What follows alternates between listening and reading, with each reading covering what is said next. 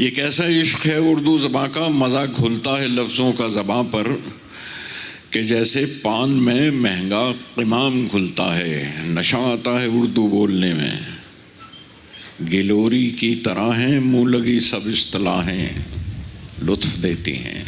हलक छूती है उर्दू तो हलक से जैसे मैं का घूंट उतरता है। बड़ी एरिस्टोक्रेसी है ज़बां में, फ़कीरी में नवाबी का मज़ा देती है उर्दू। वाह वाह वाह। हमारे मेहमानान तशरीफ़ ला रहे हैं, भरपूर तालियों के साथ इस्तकबाल कीजिए उर्दू ज़ुबान व अदब, उर्दू शायरी की आबरू जनाब गुलजार साहब का और डॉक्टर सुकृता पॉल कुमार साहबा का। भरपूर तालियों के साथ खुश आमदीद कहते हुए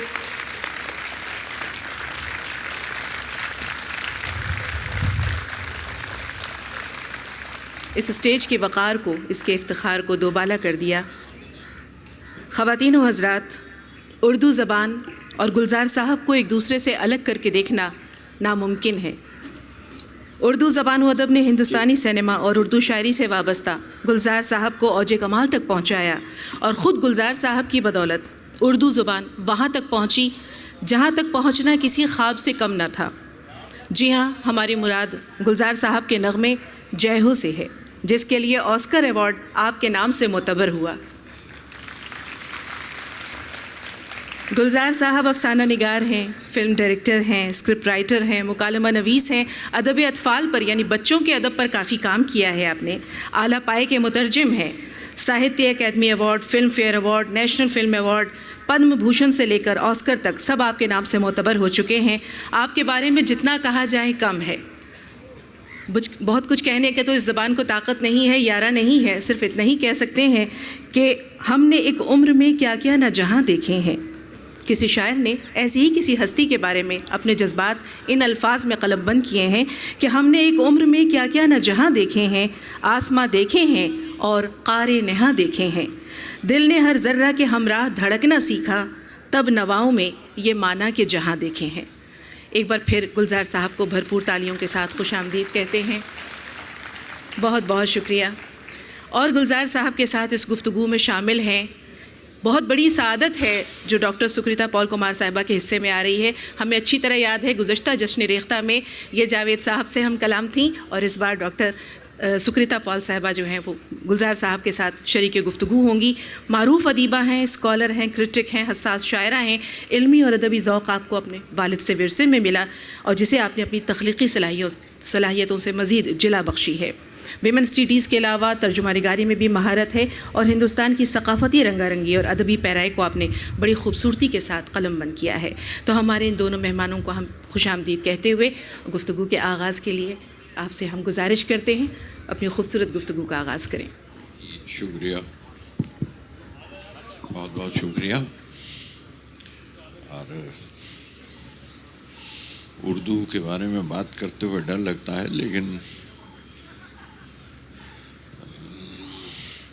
ज़ाहिर है कि मेरी पोजीशन इस वक्त वो है जिसे डेस्क पे खड़ा कर दिया गया है।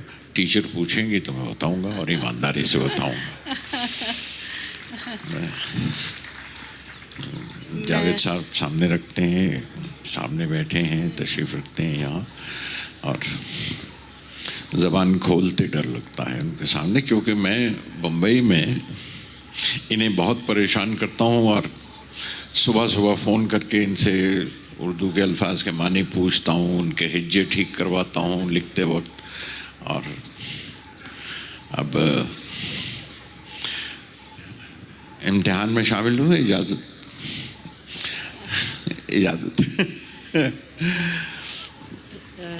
और बस मुझे और कुछ नहीं कहना। मुझे तो आप सवाल करेंगी और मैं माइक पे हाथ रख के कहता हूँ जो कहूँगा सच कहूँगा, और इसके अलावा आप कुछ नहीं कहूँगा। फरमाइए। तो मतलब आपने डिक्लेयर कर दिया कि शायद झूठ बोलेंगे आप। तो सबसे ज़्यादा खौफ तो मुझे है कि सबसे बड़ा इम्तिहान मेरा है, और जब टीचर का इम्तिहान होता है तो वो जो नर्वसनेस होती है, वो छिपाने की जो एक आर्ट है, वो मुझे अभी आया नहीं है ज़्यादा। तो शायद आप सबको नज़र आ रहा होगा कि मैं बहुत नर्वस हूँ, क्योंकि सवाल ही एक्चुअली जो ज़िंदगी में सबसे बड़ी प्रॉब्लम है कि सवाल ठीक से पूछे जाएं, कौन से पूछे जाएं, कैसे पूछे जाएं, ये हम सिखाते रहते हैं सब स्टूडेंट्स को।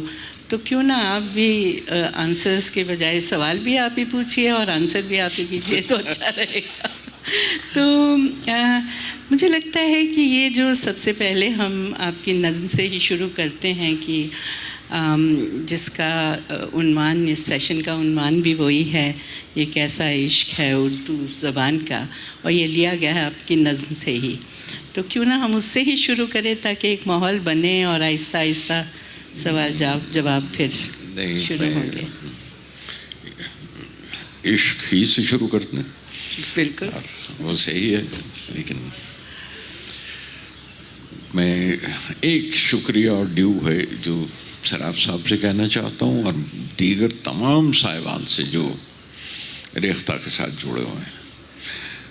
इतनी तसल्ली हुई है ये देखकर इस तहरीक की और इस बज़्म में आकर कि लगता है मैं घर वापसी आ गया हूँ। बहुत अच्छा, बहुत अच्छा। मैं उर्दू पे वापस आ गया। कई तरह की घर वापसियाँ चल रही हैं, उसमें एक मैं है, उर्दू की भी, उर्दू की घर वापसी बहुत खूबसूरत है। सराफ साहब बहुत बहुत शुक्रिया, और आप सब का शुक्रिया जो इस वक्त यहाँ तशरीफ़ रखते हैं आज की महफिल में। तो मैं क्या नज़्म से शुरू मैं एक दफ़ा फिर से अर्ज़ कर दूं कि मैं कोई माहिर ज़बान नहीं हूँ, और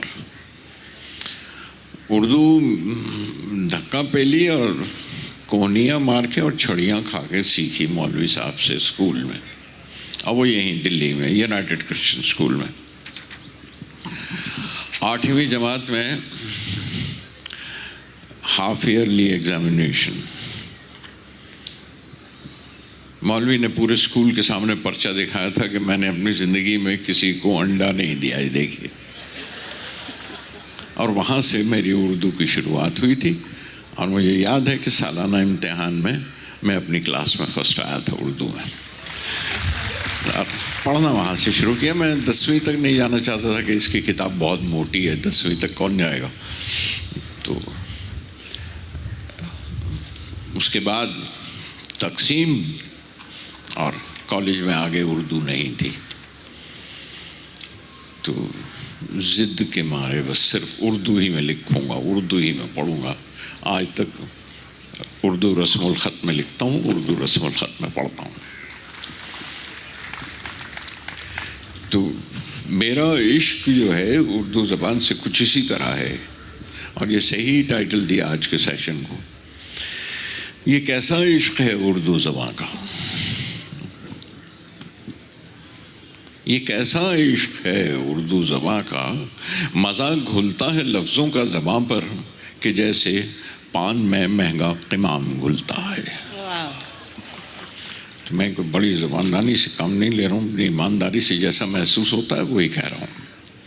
ये कैसा इश्क है उर्दू ज़बां का, मज़ाक घुलता है लफ्ज़ों का ज़बां पर कि जैसे पान में महंगा क़िमाम घुलता है। नशा आता है उर्दू बोलने में, गिलोरी की तरह हैं मुँह लगी सब इस्तिलाहें, लुत्फ़ देती हैं। हलक छूती है उर्दू तो, हलक छूती है उर्दू तो हलक से जैसे मैं का घूंट उतरता है। बड़ी एरिस्टोक्रेसी है ज़बां में, फ़कीरी में नवाबी का मज़ा देती है उर्दू। वाह वाह वाह। बड़ी एरिस्टोक्रेसी है ज़बां में, और वाकई वो जो एक रॉयल्टी है ना इस ज़बान। हिंदुस्तान की इतनी ज़बान है, हर ज़बान का अपना अपना एक रस है, अपने अपनी खूबसूरती है। कोई बहुत मीठी है, कोई बड़ी सॉफ्ट है, कोई बड़ी नरम है। पर उर्दू को अगर मैं एक लफ्ज़ में बयान करने की कोशिश करूं तो एक शाहाना एक रॉयल्टी है इसमें एक, और उसको मैं इसी तरह कह सका। बड़ी एरिस्टोक्रेसी है ज़बान में, फ़कीरी में नवाबी का मज़ा देती है उर्दू। अगरचे मानी कम होते हैं और अल्फाज की इफरात होती है, मगर फिर भी बुलंद आवाज़ पढ़िए तो बहुत ही मोतबर लगती हैं बातें। कहीं कुछ दूर से कानों में पड़ती है अगर उर्दू, तो लगता है कि दिन जाड़ों के हैं, खिड़की खुली है, धूप अंदर आ रही है। वाह वाह वाह वाह।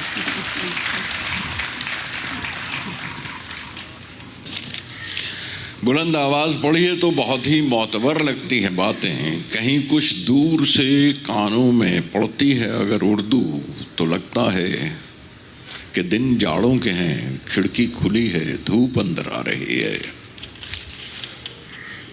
अजब है ये ज़बां उर्दू, कभी यूं ही सफ़र करते अगर कोई मुसाफिर शेर पढ़ दे मीर गालिब का, वो चाहे अजनबी हो यही लगता है वो मेरे वतन का है। क्या बात।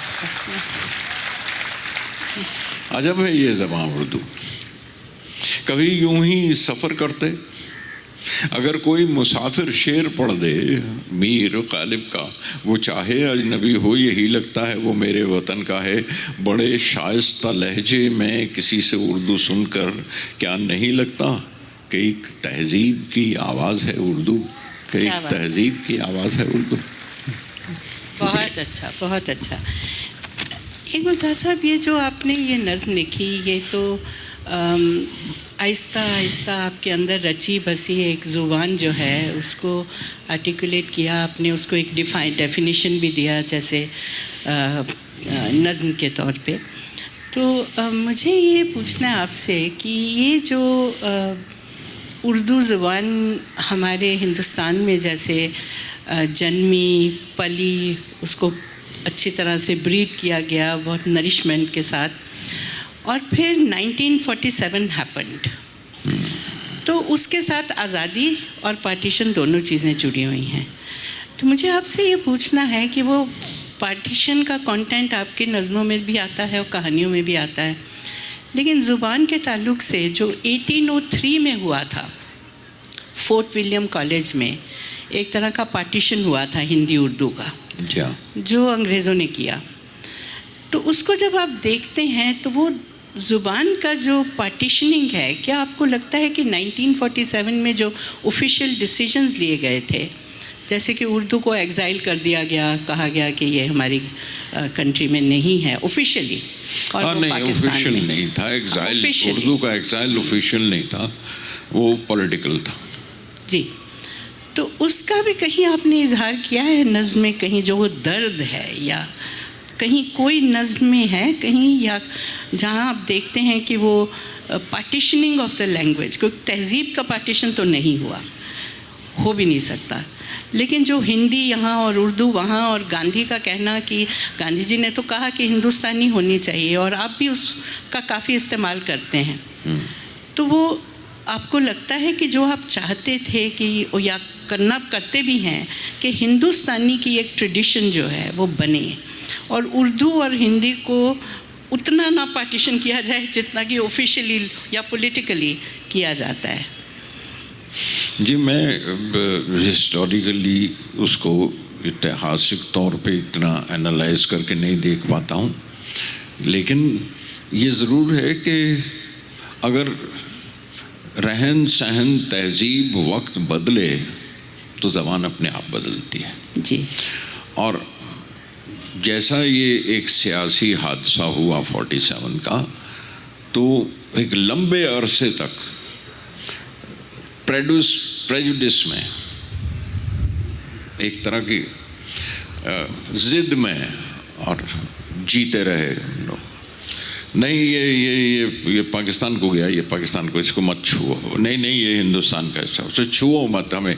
मतलब आप, ये हालत हो गई थी कि आप मतलब टोपियाँ नहीं पहनेंगे वो, जिसमें कोई भी मुल्क की डेफिनेशन नज़र, आप दुपट्टे उल्टे करके लेंगे।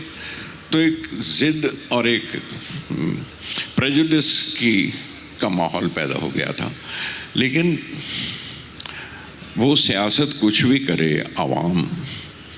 आवाम है, तहज़ीब, रहना सहना, पढ़ना,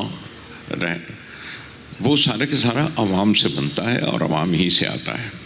वो अपने आप जब सबसाइड होना शुरू हुआ, वो आहिस्ता आहिस्ता कम होना शुरू हुआ, तो हम वापस वो मरकुरी की तरह, पारे की तरह कि आप उसे दबाए रखें, जब तक दबाएं वो ढीला ढीला हाथ से निकलेगा तो पारा अपनी सतह फिर बराबर कर लेता है। वो मरकुरी फिर उसी लेवल पे आ जाती है। और मैं उस प्रोसेस को अब देख रहा हूँ कि हम वापस वहीं पर आ रहे हैं। बिल्कुल कोई प्रेजुडिस नहीं है, कोई नहीं, उसी तरह से जिएंगे। और आवाम इज़ लाइक दी मरकुरी, आवाम हैं जो पारा हैं, वो फाइनल वहीं पे तहजीब भी बनेगी और वहीं पे ज़बान भी बनेगी। अब इलाके अलग हो जाए, रहन सहन अलग हो जाए, तो हर इलाके का रहन सहन, जैसे हिंदुस्तान ही में साउथ का अलग है, नॉर्थ ईस्ट का अलग है, वेस्ट का अलग है, वो तो फ़र्क है। तो वो उसी तरह से जिस तरफ का इलाका है उनका रहन सहन वैसा है, तो वो इन्फ्लुएंसेस ज़बान पर पड़ते हैं। अब मैं अगर बात करूँ, पता नहीं कहाँ तक आप लोग मुत्तफ़िक होंगे इस बात से कि उर्दू तो उर्दू है, दोनों जगह रहेगी। उर्दू एक तरह से हिंदी के करीब आ गई, क्योंकि हिंदी का थोड़ा सा इन्फ्लुएंस लिया, थोड़ा सा उर्दू का इन्फ्लुएंस हिंदी पर चला गया। और जिस तरह यहाँ की उर्दू पर हिंदी या अवधी या पंजाबी या दूसरी ज़बानों का असर पड़ रहा है, उसी तरह पाकिस्तान में पंजाबी और पुश्तो का असर पड़ रहा है और दूसरी ज़बान का असर पड़ रहा है। तो दो शेड्स आज नहीं, पर आज से 50 साल बाद मैं ये महसूस करता हूँ कि ये उर्दू ही के शेड्स होंगे, लेकिन वो अलग ज़रूर होंगे। वो ज़बान से पता लगेगा ये पाकिस्तान की उर्दू बोलता है, ये हिंदुस्तान की उर्दू बोलता है, और ये होने वाला है। ये ग्रोथ है, ये एवोल्यूशन है तहजीब का, और उसे नहीं रोका जा सकता, वो तो होगा और अब बड़ा नेचुरल होना भी चाहिए। मैं बल्कि एक फ़र्क देखता हूँ अब, जैसे कि आप आइए, तशरीफ़ रखिए, आप ये नोश फरमाइए, आप हमारे घर आइए। लेकिन मेरे पाकिस्तानी दोस्त जब कहते हैं तो बड़ा खूबसूरत लगता है, वो पंजाबी का इन्फ्लुएंस होने की वजह से। आप हमारे घर आएँ, आप तशरीफ़ रखें, आप आइए, हम आइए कहते हैं, वो आप आएँ, तो वो छोटा छोटा सा जो फ़र्क है वो तहजीबी फ़र्क है। तो ये अलग, आपसे अलग मान लें, और मैं उसे ग्रोथ मानता हूँ कि दो इलाकों की ज़बान।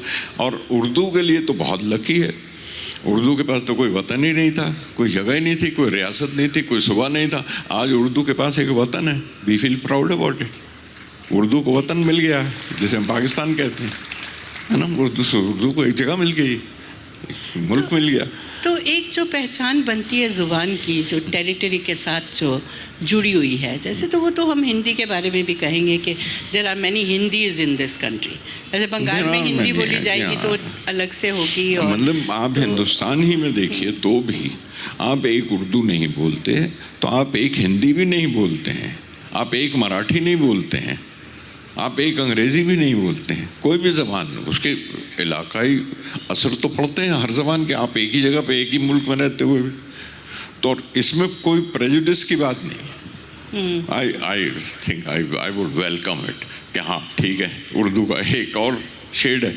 और उर्दू की बस्तियाँ, मैं जिक्र करूं, किसी ज़बान की इस तरह से बस्तियां नहीं बनी हैं जिस तरह उर्दू ज़बान की बस्तियां बनी हैं। जहाँ जहाँ गई है उसने बस्ती बना ली है। अच्छा, उर्दू का एक ये बड़ा कमाल का गुण है, कमाल की ये सिफत है उर्दू ज़बान की, कि जैसे मैंने नज़्म में कहा कि कोई उर्दू अगर पास में बोल रहा हो तो अच्छा शेर किसी ने कहा तो वो नहीं भी देख रहे हैं तो आप आधा वर्ज़ है दूर से आवाज़ दे लेते हैं। तो जहाँ जहाँ उर्दू गई है वहाँ वहाँ उर्दू ने अपनी बस्तियाँ बना ली। ये किस ज़बान ने किया इससे पहले? किसी में नहीं हुआ। और ये जो मैं कह रहा था कि मुसाफिर कोई मिल जाए, ये सिर्फ उर्दू ज़बान में होता है या क्रिकेट की कमेंट्री में होता है। कोई सुन रहा हो तो आप पास जाके बैठ जाते हैं, ये क्या हुआ, है ना। तो ये खूबसूरत बात है। रहने सहने के रहने, अगर प्रेजुडिस ना हो तो ये ज़िंदगी है और ये बहुत खूबसूरत है। तो जो उर्दू को हम, एक और मसला जो बार बार कई डिस्कशंस में आता है कि उर्दू का जन्म जो है कहा जाता है कि दक्कन में हुआ, और दक्कनी जो है वही आहिस्ता आहिस्ता उर्दू की तरह पनपी। तो और फिर वो एक बहस हो जाती है कि नहीं, वो तो उर्दू का जो जन्म था वो लखनऊ या दिल्ली नॉर्थ की तरफ से हुआ। तो आपके कुछ ख्यालात उसके बारे में? मेरा ख्याल है एक तो ये ज़िद जन्म की हमें पहले ही ले डूबी यहाँ पे कि राम जन्म कहाँ हुआ। अच्छा।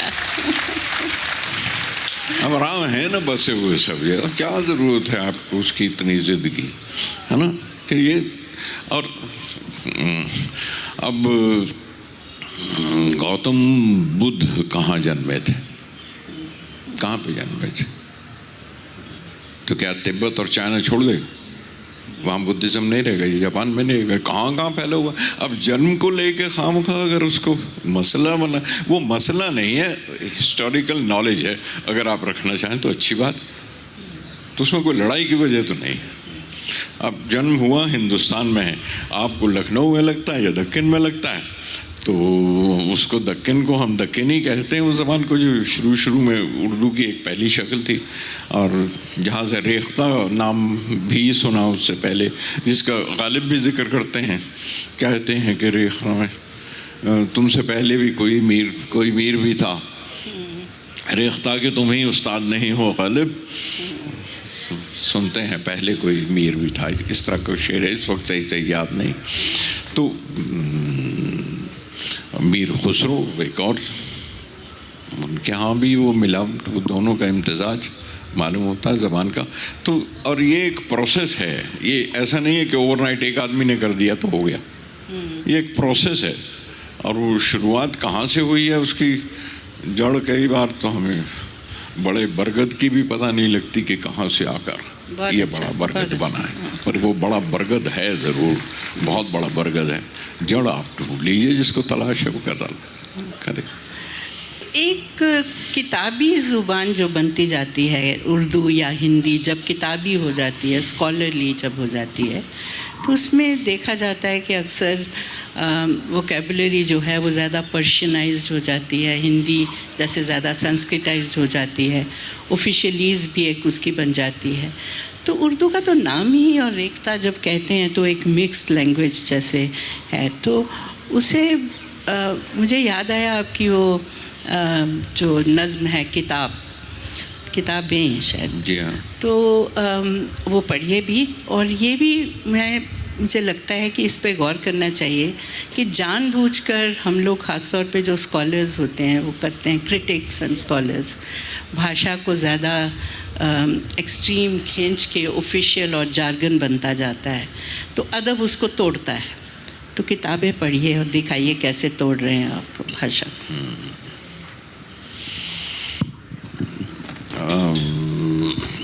अब ये जानबूझ के तो मेरा ख्याल है आप ना पर्शियनाइज कर सकते हैं लैंग्वेज को, ना संस्कृताइज कर सकते हैं।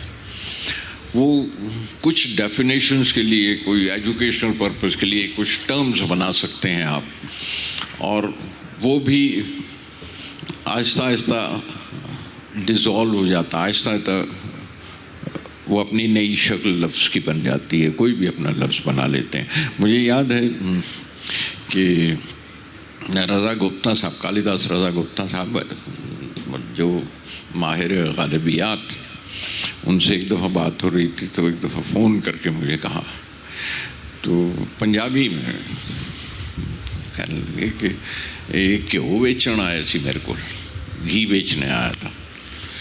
तो और मैंने पूछा खालिस है? तो कहता 100% गालिब खालिस है जी। तो कहने लगे कि 100% और खालिस, इसमें पंजाबी कहाँ है?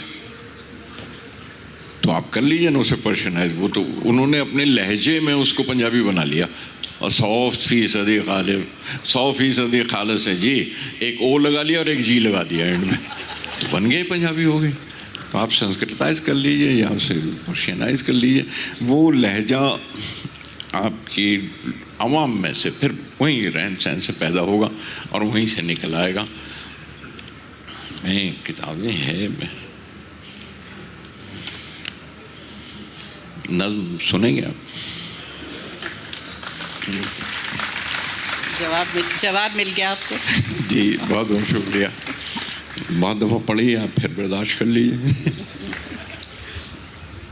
ये आज के दौर में जब हम कंप्यूटर्स पे और आईपैड्स लेकर घूमते हैं और उसी पर पढ़ने लिखने का काम हो जाता है उस पर, तो किताबों की शक्ल तो कुछ ऐसा महसूस हो रहा था। कह रहे थे कि प्रिंटेड वर्ड इज रिसीडिंग, कम होता जा रहा है। तो किताबों की तरफ देखें तो लगा किताबें झांकती हैं बंद अलमारी के शीशों से। किताबें झांकती हैं बंद अलमारी के शीशों से, बड़ी हसरत से तकती हैं, महीनों अब मुलाकातें नहीं होती। किताबें झांकती हैं बंद अलमारी के शीशों से, बड़ी हसरत से तकती हैं, महीनों अब मुलाकातें नहीं होती। जो शामें उनकी सोहबत में कटा करती थीं अब अक्सर गुजर जाती हैं कंप्यूटर के पर्दों पर। बड़ी बेचैन रहती हैं किताबें, उन्हें अब नींद में चलने की आदत हो गई है। बड़ी बेचैन रहती हैं किताबें, उन्हें अब नींद में चलने की आदत हो गई है। बड़ी हसरत से तकती हैं जो कदरें वो सुनाती थीं कि जिनके सल कभी मरते नहीं थे। वो कदरें अब नज़र आती नहीं घर में। जो रिश्ते वो सुनाती थीं वो सारे उधड़े उधड़े हैं। जो रिश्ते वो सुनाती थीं वो सारे उधड़े उधड़े हैं। कोई सफ़ा पलटता हूँ तो एक सिसकी निकलती है। कोई सफ़ा पलटता हूँ तो एक सिसकी निकलती है। कई लफ्ज़ों के मानी गिर पड़े हैं। कई लफ्ज़ों के मानी गिर पड़े हैं। बिना पत्तों के सूखे टुंड लगते हैं वो सब अल्फाज। बिना पत्तों के सूखे टुंड लगते हैं वो सब अल्फाज, जिन पर अब कोई मानी नहीं उगते। जो मट्टी के सकोरों की तरह बिखरी पड़ी हैं, बहुत सी इस्तलाहें हैं, गिलासों ने उन्हें मतरूक कर डाला। ज़बां पर जायका आता था जो सफ़ा पलटने का, वही जैसे यूँ जिस तरह से आप सफ़ा पलटते हैं। ज़बां पर जायका आता था जो सफ़ा पलटने का, अब उंगली क्लिक करने से बस एक झपकी गुजरती है। बहुत कुछ तय बतय खुलता चला जाता है पर्दे। बहुत कुछ तय बतय खुलता चला जाता है पर्दे पर। किताबों से जो ज़ाती राब्ता था कट गया है। कभी गोदी में लेते थे, कभी घुटनों को अपने रहल की सूरत बनाकर नीम सजदे में पढ़ा करते थे, छूते थे जबीं से। किताबों से जो ज़ाती राब्ता था कट गया है। कभी सीने पे रख के लेट जाते थे, कभी घुटनों को अपने रहल की सूरत बनाकर नीम सजदे में पढ़ा करते थे, छूते थे जबीं से। वो सारा इल्म तो मिलता रहेगा आइंदा भी, मगर वो जो किताबों में मिला करते थे सूखे फूल और महके हुए रुके। बहुत अच्छा। मगर वो जो किताबों में मिला करते थे सूखे फूल और महके हुए रुके, किताबें मांगने गिरने उठाने के बहाने रिश्ते बनते थे, उनका क्या होगा वो शायद अपने। किताबें मांगने गिरने उठाने के बहाने जो रिश्ते बनते थे, उनका क्या होगा वो शायद अब नहीं होंगे। किताबें झांकती हैं बंद अलमारी के शीशों से। वाह वाह, बहुत अच्छा। गुलजार साहब, ये आपका पता नहीं क्या जादू है कि बहुत सरल ज़ुबान में, चलती चलती भाषा में, जैसे कहते हैं, बहुत सी उसके लेयर्स बन जाते हैं कविता में, नज़्म में। मैं ये जानना चाहती हूँ कि जैसे वैसे आपकी इसमें जादू तरबियत, वादू कुछ नहीं, ये बता दूं ठीक मैं है, आपको, कोई बात नहीं। जादू टोना नहीं आता ना, मैं हमें तो बता रही जादू हूँ, लगता लेकिन है। ये इसमें सिर्फ ये है कि चलती फिरती ज़बान में से ये सब इन आवाम से ली हुई, लोगों से ली हुई ज़बान में मैं उन्हीं की बात में कहता हूँ। पर मैं इसीलिए ये पूछना चाहती हूँ कि आप किताबें पढ़ते भी बहुत हैं, बहुत पढ़ते हैं, चाहे वो बंगाली हो, चाहे वो अंग्रेज़ी में हो, और हिंदी, उर्दू में तो बहुत ज़्यादा। तो मैं ये जानना चाहती हूँ कि मुझे ये भी मालूम है कि आपके ऊपर टैगोर का बहुत ज़्यादा प्रभाव रहा, और मैं ये जानना चाहती हूँ कि क्या आपको लगता है कि आपकी उर्दू पर वो बंगाली एक शैडो जिसको कहते हैं वो है कहीं पे, और वो है तो कहाँ कहाँ नज़र आता है? कहानियों में तो मैं आपको बताऊँगी कहाँ आपकी जो कहानियाँ हैं। चलिए, मैं जानना चाहूँगा कि आपको मेरी कहानियों में बंगाली कौन नज़र आया? हाँ, हालांकि नज़र बंगाली नज़मों में कोई नज़र आ जाती तो शायद समझता मैं आप किस तरफ इशारा कर रही हैं। जो मौजू लेते हैं आप, जो जैसे हिल्सा आपकी एक कहानी है, जी हाँ, तो वो भी तो कहीं कॉन्टेक्स्ट एक होगा ना, जो बंगाली कॉन्टेक्स्ट है, तो आपके पास तो बड़ा ज़बरदस्त। बंगाल में रहा हूँ, बंगाल को बहुत करीब से जानता हूँ, बंगालियों में बहुत रहा हूँ, और मेरे पहले गुरु विमल रॉय बंगाली थे। मेरी बीवी बंगालन है, आप जानती हैं। हाँ, अगर वही कहलवाना आपको तो बहरहाल तो मैंने हिल्सा को कैसे काटते हैं देखा उन्हें करते हुए, तो इसलिए मैं लिख सकता हूँ उस पर कि हिल्सा मच्छी को कैसे काटा जाता है, और हिल्सा का टेस्ट भी जानता हूँ, क्योंकि हमेशा कहता हूँ उनके जैसी मच्छी कोई नहीं पकाता हिंदुस्तान में। हिंदुस्तान से बाहर अभी मैंने ट्राई नहीं किया। लेकिन इन्फ्लुएंस के जहाँ तक बात है, ये सही है कि मुझ पे टैगोर को बहुत असर हुआ था, वहाँ से ये दिशा, ये रास्ता लिखने का जो इंस्पिरेशन मिला था। लेकिन बंगाली ज़बान का असर कितना है उर्दू में मेरी, ये मैं पहचानने से कासिर हूँ, मैं नहीं जानता। लेकिन ये ज़रूर है कि नज़्म का जो असर है, वहाँ की फॉर्म का, उस फॉर्म का असर है ज़रूर, और वो सिर्फ बंगाल का नहीं। जैसे महाराष्ट्र में रहा हूँ 50 साल से ज़्यादा, और मराठी शायरी को बड़ी अच्छी तरह से पहचानता हूँ, और उसके खूबियाँ भी खूब जानता हूँ, और उठना बैठना मराठी के बड़े शायरों के साथ रहा, उनसे सीखते रहे, पूछते रहे, और यही ढंग है सीखने का। पंजाबी पैदाइशी है, मादरी ज़बान है मेरी, इसलिए बुल्ले शाह बड़ी आसानी से मेरे अंदर खूब जाता है, बड़ी आसानी से घुल जाता है मेरे अंदर। वो बारिश हो या बुल्ले शाह हो, तो वो हिस्सा है मेरी परवरिश का, मेरी तहजीब का, मैं वहाँ पला हूँ उस ज़बान में। तो एक ज़बान का असर कहिएगा तो मुझे ऐसा पता नहीं चलता, या है तो आप पहचान सकती हैं, या मैं बता सकती हैं, या लोग पॉइंट आउट कर सकते हैं कि ऐसा है, लेकिन कसदन उसमें कुछ नहीं है कि मैं जानबूझ के जानता हूँ या कर रहा हूँ। असर है बहुत सी, क्योंकि एक गुरु नहीं, आप एक से नहीं सीखते, मुझे ऐसा लगता है कई गुरु होते हैं, तो कई जगह से सीखा है, बहुत जगह से सीखा है, और अब भी सीखता चला रहा हूँ। मैं आपको भी टीचर कहा करता हूँ, तो सीख रहा हूँ।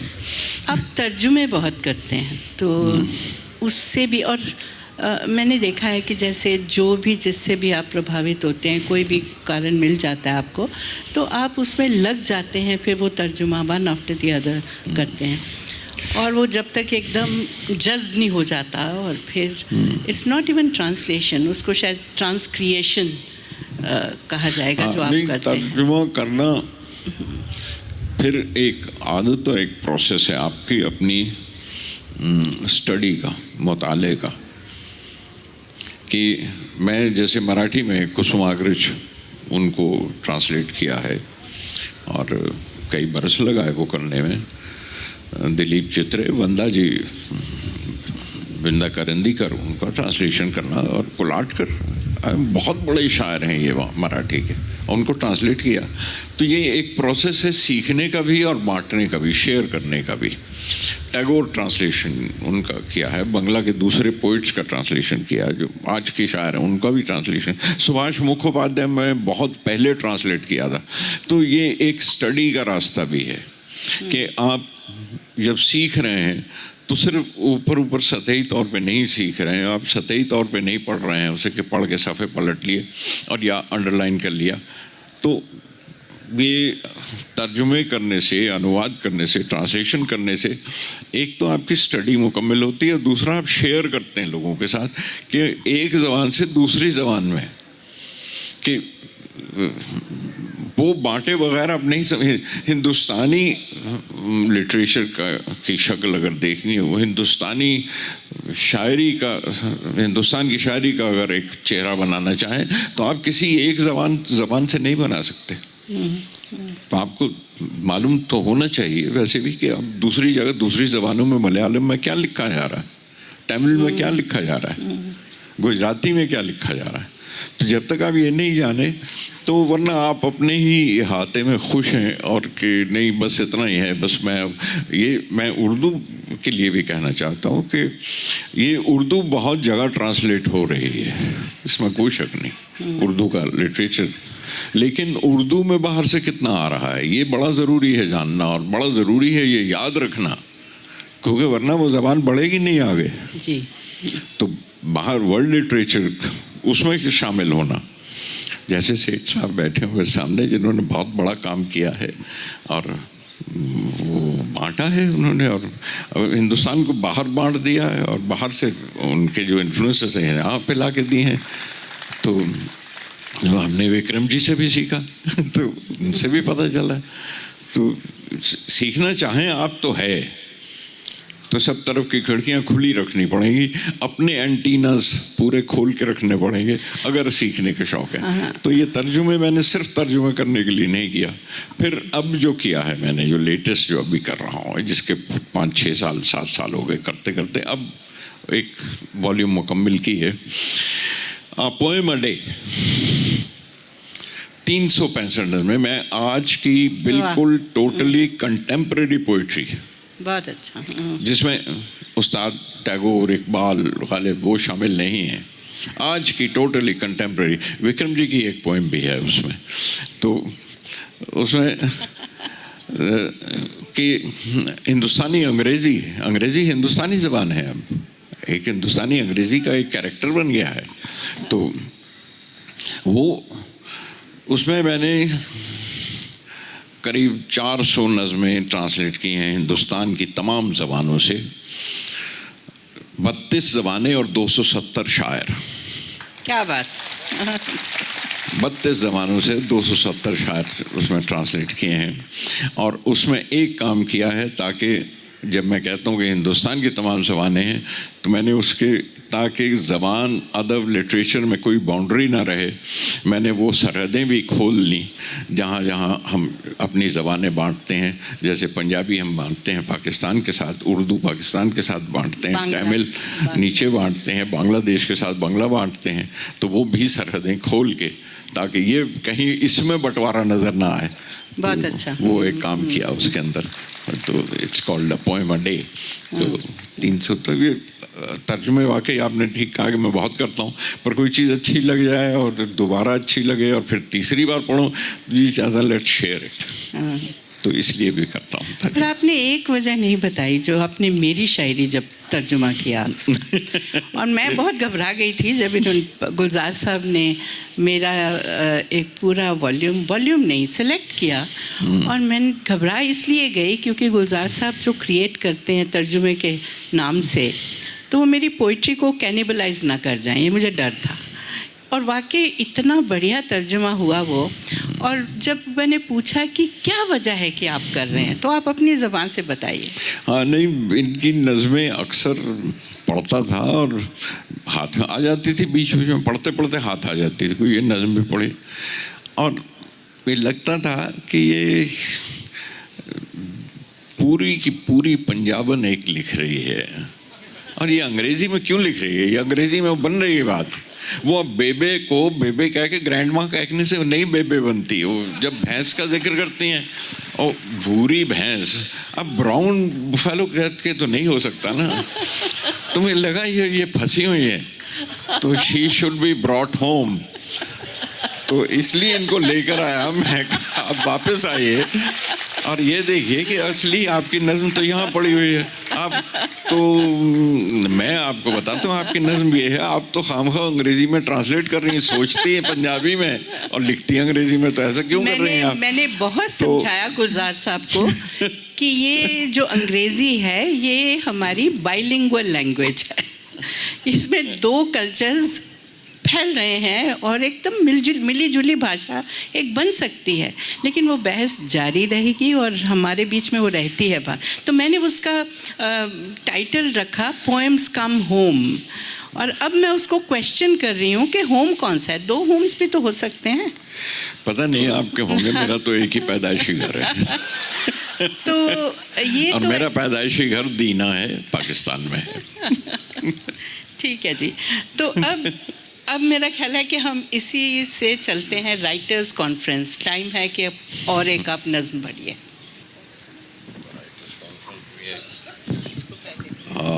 जी, जहाँ बहुत से राइटर्स बैठे हों तो इसी बात सूझती है। जावेद साहब, विक्रम जी, सलीम साहब, इजाज़त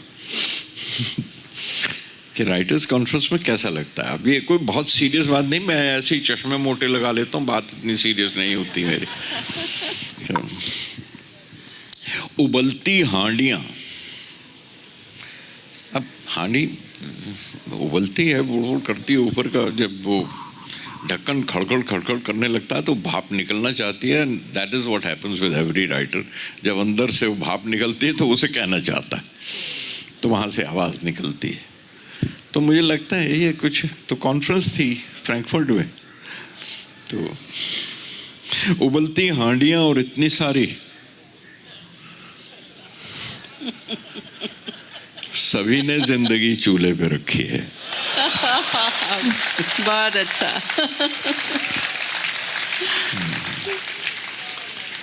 उबलती हांडियाँ और इतनी सारी, सभी ने जिंदगी चूल्हे पे रखी है, न पकती है न गलती है, वाह, मगर ये जिंदगी है। सभी ने जिंदगी चूल्हे पे रखी है, मगर ये जिंदगी है, न पकती है न गलती है। उम्मीदें डाल रखी हैं बिना छीले, वाह, उम्मीदें डाल रखी हैं बिना छीले, बिना उनकी गिटक तोड़े। खमीरे ख्वाब जिनकी भाप उड़ती है, सभी पे चुपकी चपनी है, मगर हर एक हांडी गुड़गुड़ाती है। उबलती हांडियाँ और इतनी सारी। बहुत अच्छा। ये दानिश्वर सभी मिलकर बिलोते हैं समंदर, ये दानिश्वर सभी मिलकर बिलोते हैं समंदर, निथारा करते हैं अमृत।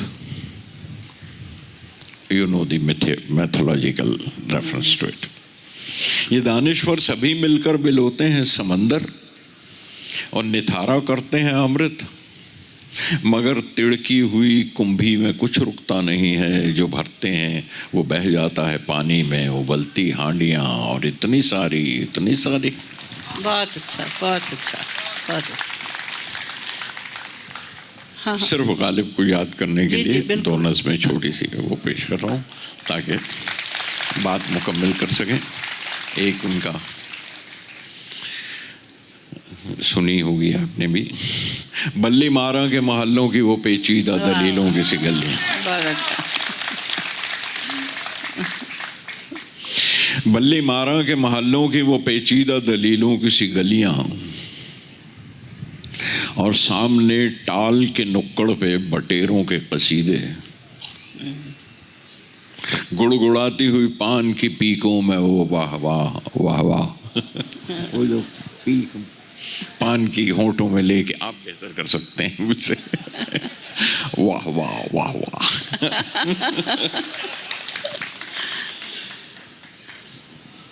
सामने टाल के नुक्कड़ पे बटेरों के कसीदे, गुड़गुड़ाती हुई पान की पीकों में वो वाह वाह, चंद दरवाज़ों पे लटके हुए बोसीदा से कुछ टाट के पर्दे,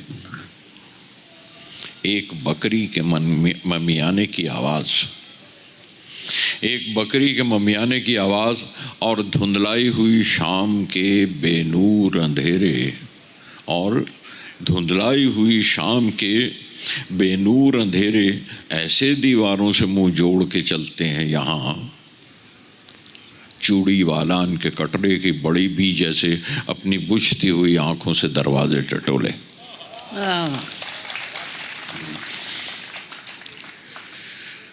इसी बेनूर अंधेरी सी गली कासिम से एक तरतीब चरागों की शुरू होती है, एक कुरान सुखन का सफ़ा खुलता है और असदुल्लाह खां गालिब का पता मिलता है। बहुत अच्छा, बहुत अच्छा।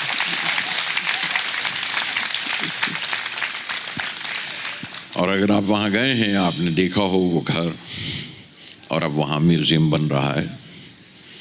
वहाँ फर्स्ट फ्लोर पे कंप्यूटर लगाए जा रहे हैं ताकि और लोगों के ख़त भी भेजे, ख़तों के जवाब भी दिए जा सकें। उनके पहनावे कुछ जमा किए जा रहे हैं, उनका पैरहन, उनके जूते। और अगर अब आप देखें, वो जो कोयलों की दुकान थी और लकड़ी का टाल था, वो सारे वहाँ से हटा के, तो मैं बस उसे देख के फिर से चला गया मिलने। गली कासिम में आकर तुम्हारी डेवड़ी पर रुक गया हूँ मिर्ज़ा नौशा।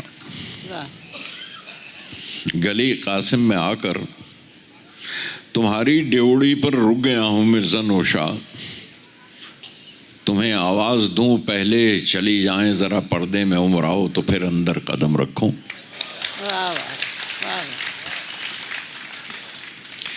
चिलमची लोटस सैनी उठ गए हैं, ये उनके ख़तों के रेफरेंस हैं। चिलमचीज़ लोटस सैनी उठ गए हैं, बरसता था जो 2 घंटे को मैं, छत 4 घंटे को तक बरसती थी। बरसता था जो 2 घंटे को मैं, छत 4 घंटे तक बरसती थी, उसी छलनी सी छत की अब मुरम्मत हो रही है। सदी से कुछ ज़्यादा वक्त आने में लगा, अफसोस है मुझको, असल में घर के बाहर कोयलों के टाल की स्याही लगी थी, वो मिटानी थी। असल में घर के बाहर कोयलों के टाल की स्याही लगी थी, वो मिटानी थी, उसी में बस कई सरकारें बदली हैं तुम्हारे घर पहुंचने तक। जहां कल्लन को लेकर बैठते थे, याद है, बालाई मंजिल पर, जहां कल्लन को लेकर बैठते थे, लिफाफे जोड़ते थे तुम लई से, लिफाफे जोड़ते थे तुम लई से, ख़तों की कश्तियों में उर्दू बहती थी। ख़तों की कश्तियों में उर्दू बहती थी, अछूते साहिल उर्दू नस्र छूने लग गई थी। वहीं बैठेगा कंप्यूटर, वहाँ से लाखों ख़त भेजा करेगा, तुम्हारे दस्तखत जैसे वो खुशख़त तो नहीं होंगे मगर फिर भी, तुम्हारे दस्तखत जैसे वो खुशख़त तो नहीं होंगे मगर फिर भी, परस्तारों की गिनती भी असद अब तो करोड़ों है।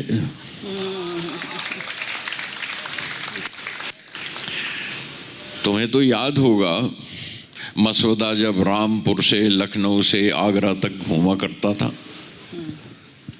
शिकायत थी तुम्हें, यार न वो समझे हैं न समझेंगे मेरी बात, दिल और दे उनको जो न दे मुझको ज़बां और। ज़माना हर ज़बां में पढ़ रहा है अब तुम्हारे सब सुखन गालिब। ज़माना हर ज़बां में पढ़ रहा है तो अब तुम्हारे सब सुखन गालिब। समझते कितना है ये तो वही समझे या तुम समझो। बहुत अच्छा, बहुत अच्छा।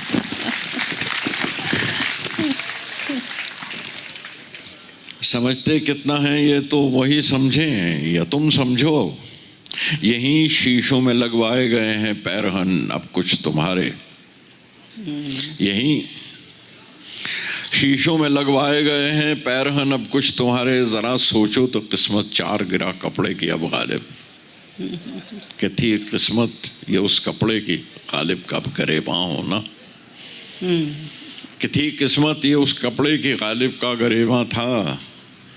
तुम्हारी टोपी रखी है जो अपने दौर से ऊंची पहनते थे। तुम्हारी टोपी रखी है जो अपने दौर से ऊंची पहनते थे। तुम्हारे जूते रखे हैं जिन्हें तुम हाथ में लेकर निकलते थे। शिकायत थी कि सारे घर को ही मस्जिद बना रखा है बेगम ने।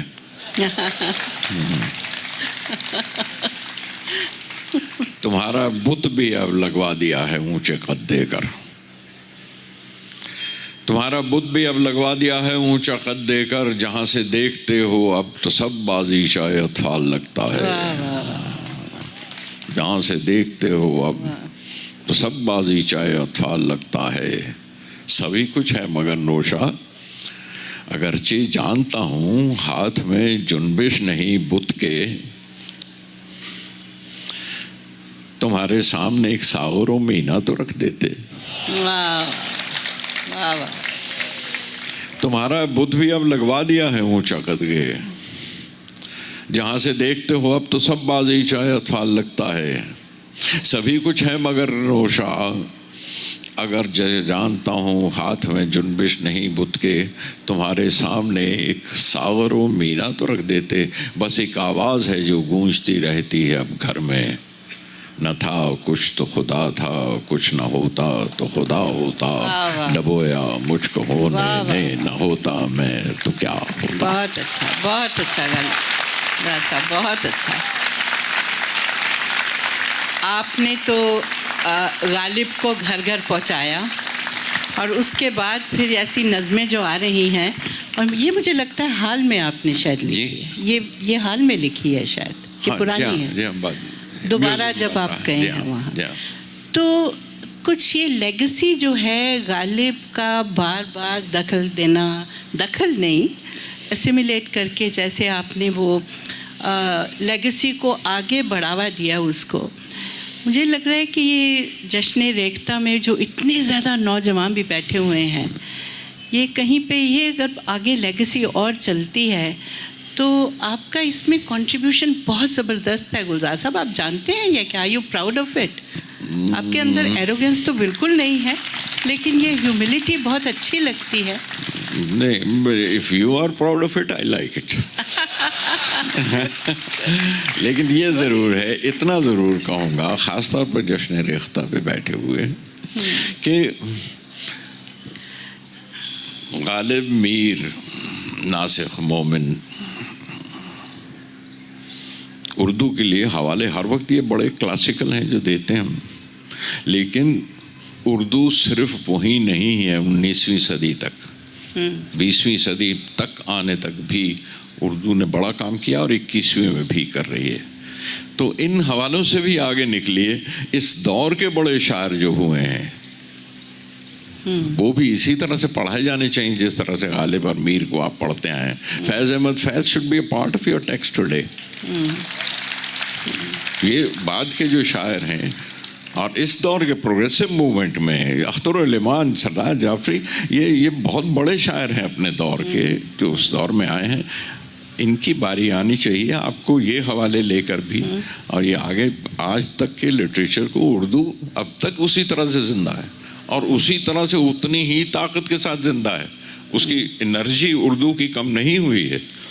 आप अगर वो बदल रही है तो करवट ले रही है, पहलू बदल रही है तो दूसरे पहलू से खड़ी होगी। लेकिन ये इतनी इजाज़त तो हर ज़बान ले लेती है। और ये जो एक डर है कि उर्दू मर रही है, जो कल रात भी जिक्र किया गवर्नर साहब ने, ऐसा बिल्कुल कुछ नहीं। उर्दू सबसे ज़िंदा ज़बान है और हमारी कौमी ज़बान है और बिल्कुल कदम ब कदम हिंदी के साथ चल रही है। और उर्दू को ये रुतबा देना चाहिए। और जिस चीज़ की कमी महसूस हो रही है वो उर्दू सुनाई देती है, बोली जा रही है, लेकिन दिखाई कम देती है। उर्दू की स्क्रिप्ट पे काम करना चाहिए, उर्दू की स्क्रिप्ट को पॉपुलर कीजिए, वरना 2 लिपीज़ में लिखा जा रहा है उसमें बिल्कुल कोई हर्ज नहीं, वो बेशक 4 में लिखी जाए ना, ज़बान तो उर्दू है। हमारे हाँ जो अदाकार भी, मैं हवाला फिल्म का आ गया बीच में, बहुत से अदाकार हैं, वो विजंती माला जी मुझे मालूम है कि वो अपनी ज़बान में तमिल में लिख लिया करती थी अपने डायलॉग। क्यों, व्हाट इज़ रॉन्ग? उर्दू बोल रही है ना, ठीक है। शबाना कल आपको यहाँ देख गई, शबाना उर्दू नहीं पढ़ती, देवनागरी में पढ़ती हैं, पर उर्दू पढ़ती हैं और उर्दू बोलती हैं और खूबसूरत उर्दू बोलती हैं, कोई हर्ज नहीं। लेकिन उसको प्रेजुडिस ना बनाइए। प्रेजुडिस किसी भी लिटरेचर के लिए, किसी भी तालीम, किसी भी मुताले के लिए मत बनाइए उसको। लेकिन उर्दू स्क्रिप्ट की कमी महसूस इसलिए हो रही है कि उसकी वजह से तलफ़्फ़ुज़ ख़राब होने लग गए हैं। वो पिताजी दवा खाने गए हैं या पिताजी दवा खाने गए, अब दोनों के माने ही अलग हुए, है ना। तो वो दवा खाने गए हैं तो दवा खाने गए हैं तो दोनों के माने अलग हो जाते हैं। तो इस तलफ़्फ़ुज़ को अगर आप संभाल लें, और इसके लिए थोड़ी कोशिश की ज़रूरत है, ध्यान दीजिए उसकी तरफ। और हो सकता है कि बहुत मुश्किल काम नहीं है, अगर आप देवनागरी में भी उर्दू पढ़ाएं तो उसमें नुक्ते लिखाना अगर आप सिखा देंगे तो उर्दू का फ़रोग़ है, वो उर्दू की तरक्की है, वो हिंदी की तरक्की नहीं है, वो उर्दू की तरक्की होगी। तो आपको करना चाहिए एक्सेप्ट ब्रॉड माइंडेड, उर्दू फराख दिल रही है और उर्दू वालों को भी उतना ही फराख दिल रखना चाहिए, बहुत अच्छा, उसी तरह से करना चाहिए। This is what I would like to say. बहुत अच्छा, बहुत बहुत शुक्रिया गुलजार साहब। मुझे लगता है टाइम हो गया है अब, और सबका शुक्रिया। नज़्म है कोई और आपके पास? गुलजार साहब ने मुझे कहा था मैं 4 नज़में लेके जा रहा हूँ, इसलिए पूछा। नज़में बहुत हैं गुलजार साहब के पास, पर यहाँ पर हैं। अच्छा, छोटी छोटी सी 1-2 इमेजेस हैं।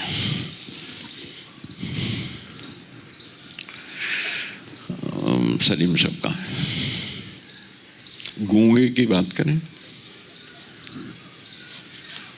ये गूंगा है कौन, शहर में घूमता है दिन भर। विक्रम जी इजाजत। ये गूंगा है कौन, शहर में घूमता है दिन भर। ये गूंगा है कौन, खांसता है तो लफ्ज उड़ते हैं उसके मुंह से। ये गूंगा है कौन, खांसता है तो लफ्ज उड़ते हैं उसके मुंह से, कि शहर को साफ रखना दुश्वार हो गया है। चौराहे पर बात चल रही है, अदीब है कोई लिखारी होगा, किसी ने पूछी थी उसके राय और ज़बां काट ली थी उसकी। ये गूंगा है कौन, ये गूंगा है। वाह वाह,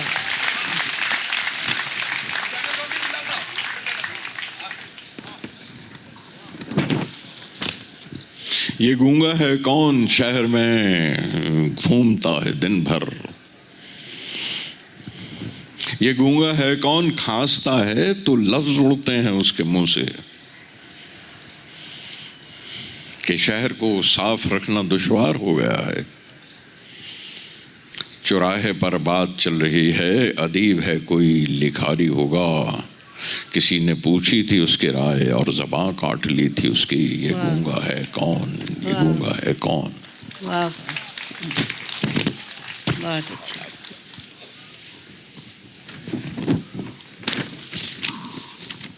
ज़रा अल्लामा को कोई खबर कर दे, अल्लामा इकबाल। ज़रा अल्लामा को कोई खबर कर दे कि जिन खेतों से दहकां को मुयस्सर न हुई रोटी, किसी ने खेत में जाकर जलाया भी नहीं गंदम के खोशों को। ज़रा अल्लामा को कोई खबर कर दे कि जिन खेतों से दहकां को मुयस्सर न हुई रोटी, किसी ने खेत में जाकर जलाया भी नहीं गंदम के खोशों को। कहीं कोई नहीं उठा न कोई इनकलाब आया, कहीं कोई नहीं उठा न कोई इनकलाब आया। कफन पहने हुए गंदम के खोशों के जनाजे उठ रहे हैं गांव गांवों से। ये सब के सब जनाजे कर्ज के मारे किसानों के हैं, जिनने खेतों की मट्टी चबाकर खुदकुशी कर ली। वाह वाह, कि जिनने खेतों की मट्टी चबाकर खुदकुशी कर ली। बहुत अच्छा जी, बहुत अच्छा। एक आखिरी नज़्म। इरशाद। जगह नहीं और डायरी में, जगह नहीं और डायरी में, ये एस्ट्रे पूरी भर गई है। जगह नहीं और डायरी में, ये एस्ट्रे पूरी भर गई है। भरी हुई है जले बुझे अध कहे ख्यालों की राखबू से।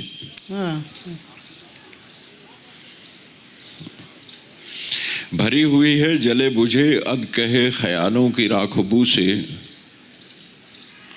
ख्याल पूरी तरह से जो कि जले नहीं थे, मसल दिया था, मसल दिया या दबा दिया था, बुझे नहीं वो। कुछ उनके टुर्रे पड़े हुए हैं, बस एक दो कश ही लेके कुछ मिसरे रह गए थे। ये एस्ट्रे।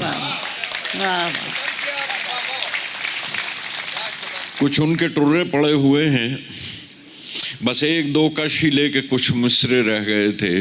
कुछ ऐसी नज़में जो तोड़कर फेंक दी थी उसमें धुआं ना निकले। कुछ ऐसी नज़में जो तोड़कर फेंक दी थी उसमें धुआं ना निकले। कुछ ऐसे अशार जो मेरे ब्रांड के नहीं थे। कुछ ऐसे अशार जो मेरे ब्रांड के नहीं थे, वो एक ही कश में खास कर एस्ट्रे में घिस के बुझा दिए थे। इस एस्ट्रे में ब्लेड से काटी रात की नब्ज से टपकते सियाह कतरे बुझे हुए हैं। इस एस्ट्रे में ब्लेड से काटी रात की नब्ज से टपकते सियाह कतरे बुझे हुए हैं। छिले हुए चांद की तराशें जो रात भर छील छील कर फेंकता रहा हूँ। घड़ी हुई पेंसिलों के छिलके, घड़ी हुई पेंसिलों के छिलके ख्याल की शिद्दतों से जो टूटती रही हैं। इस एस्ट्रे में हैं तीलियां कुछ कटे हुए नामों नंबरों की। इस एस्ट्रे में हैं तीलियां कुछ कटे हुए नामों नंबरों की। जलाई थी चंद नज़में जिनसे धुआं अभी तक दिया सिलाई से झड़ रहा है। धुआं अभी तक दिया सिलाई से झड़ रहा है। उलट पुलट के तमाम सफ़ों में झांकता हूँ, कहीं कोई टुर्रा नज़्म का बच गया हो तो उसका कश लगा लूँ। तलब लगी है, तलब लगी है, ये एस्ट्रे पूरी भर गई है। बहुत बहुत शुक्रिया, बहुत बहुत शुक्रिया। शुक्रिया, बहुत बहुत शुक्रिया गुलजार साहब के लिए भी, और डॉक्टर सुकृता पॉल साहिबा, आप दोनों ने समा बांध दिया। खूबसूरत शायरी और गुफ्तगू हमारी समातों में रस घोल रही थी। और इस रची बसी ज़बान पर मुझे बशीर बद्र साहब का वो शेर याद आ रहा है कि वो इत्रदान सा लहजा मेरे बुज़ुर्गों का, रची बसी हुई उर्दू ज़बान की खुशबू। सलामत रहें और ये आवाज़ लबो लहजा, ये गुफ्तगू हम बार बार यहाँ सुने।